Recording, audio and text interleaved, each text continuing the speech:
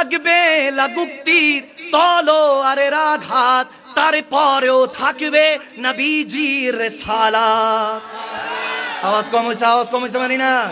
দুই হাত তুলে বলতে হবে ঠিক না মুসলমান?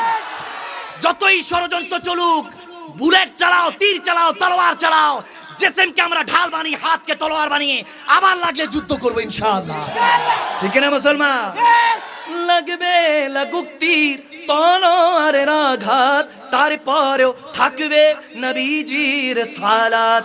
লড়বো মরবো বলবো পেগম্বরে নারায়ে তাকবীর, আল্লাহু আকবার, জোরে নারায়ে তাকবীর,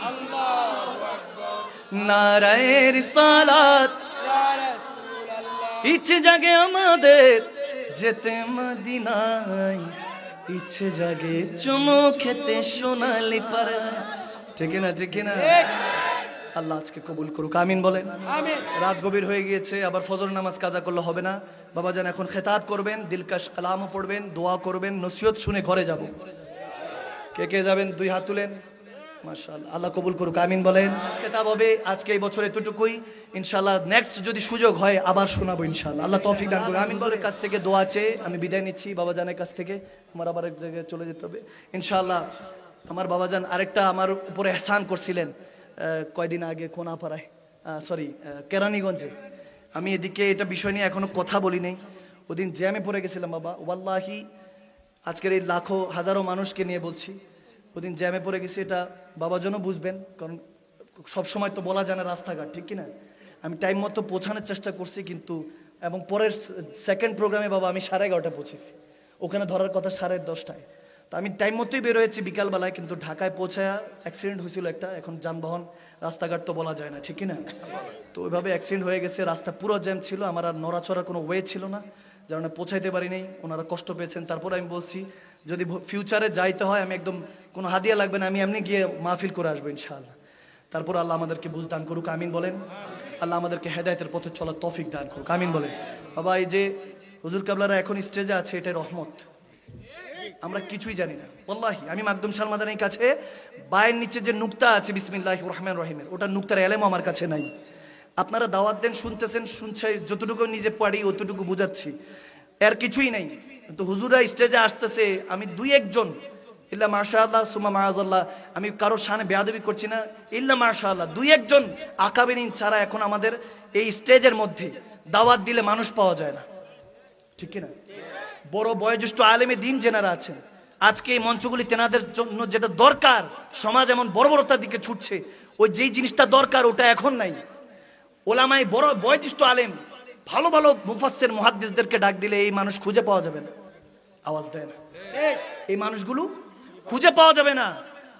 এই জায়গাটা শুধু আমাদের হুজুর কেবলা আশিকি হুজুর কেবলা তিনি ধরে রেখেছেন, আর কাউকে দেখছি না। তারপরে জানি না কতদিন এতটুকু থাকবে, এটাও আমাদের জন্য শেষ রহমত হতে পারে। এরপরে দুনিয়াকে দেওয়ার সময় প্রায় শেষ, টাইমস আপ, সময় শেষ। এলেমের চর্চা উঠে যাচ্ছে, বড় বড় আকাবিরিনরা ইন্তেকাল করে গিয়েছে, এখন আর বড় বড় আকাবিরিন রিসেন্ট যারা ইন্তেকাল করছে তাদের উরুসও হয় না, এখন তেমন একটা ঠিক মতো পালনও হচ্ছে না। অর্থাৎ তেনাদেরকে জিকির, তেনাদেরকে স্মরণ করাও ভুলে যাচ্ছি। অতীতের যারা আছে ওনাদেরকে নিয়ে পড়ে আছি, এছাড়া আর কাউকে সুযোগ দিচ্ছি না, বা ওরকম হচ্ছে না। এটা মানে হলো যায় দিন ভালো আসে দিন খারাপ। আমরা খসরে আছি, কসম খেয়ে বলছেন যায় দিন ভালো আসে দিন খারাপ। এখনো আমি I would like request to all of you, প্রত্যেককে রিকোয়েস্ট করছি, এখনো সময় আছে ভাইয়ের আমার, 5 ওয়াক্ত নামাজি হন, নামাজি হওয়ার চেষ্টা করুন, মাঝে মাঝে ঘুমটা মাইট দেওয়ার তাহাজ্জুদ পড়ার চেষ্টা করুন, ওই রবের সাথে লটা লাগাবার চেষ্টা করুন, ওই নবীকে একটাবার দেখার জন্য চোখের পানি ফেলুন, এটার মধ্যে শান্তি। আল্লাহ আমাদেরকে বোঝার তৌফিক দান করুন। এই মঞ্চগুলিকে হাসির মঞ্চ বানাবেন না, এই মঞ্চগুলিকে হাসির মঞ্চ বানাবেন না, এগুলো চোখের পানি দিয়ে ভিজাবার মঞ্চ, এগুলোকে হাসির মঞ্চ বানাবেন। আমরা তো এখন এটাকে দেখবেন হাসির ওয়াজ দিয়ে সার্চ দিলেও ইন্টারনেটে পাওয়া যাবে, সোশ্যাল মিডিয়াতে। আমাদের কিসমতে তো খারাপ, 10-12 বছর পর এই মানুষগুলিও হবে না, কসম করে বলছি, এই মানুষগুলিও পাবেন না। হেদায়েত এমন ভাবে উঠছে, কিয়ামত এত নিকটবর্তী, ইহুদি নাসারাদের সমস্ত চক্রান্ত, সমস্ত কিছুর মধ্যে আমরা পড়ে গিয়েছি। আপনি না চান, তাদের পথে মতোই চলছি, তাদের টেকনোলজি থেকে শুরু করে সমস্ত কিছু তাদের। এই লাইট, প্যান্ডেল, এই মাইক্রোফোন, এই লাইট, যা কিছু আছে, একটা দিনের জন্য ইলেকট্রিসিটি না থাকলে আপনার মোবাইলের টেনশনে আপনার ঘুম আরাম হয়ে যাবে, যে মোবাইল কিভাবে চার্জ দিব। এখন এডুকেশন নিয়েও বিবৃত চলতেছে, বিকৃতি চলতেছে, বানর থেকে মানুষ, নাউজুবিল্লাহ, কত কিছু হচ্ছে, কোনো ঠিক নাই। কোন দিকে চলছি, কিভাবে চলছি আমরা জানিও না। এই মাহফিল, এই ওয়াজ মাহফিলগুলিকে আমরা রঙ্গমঞ্চ বানিয়ে ফেলেছি। হেদায়েতের কথাও চলতেছে না, নাউজুবিল্লাহ।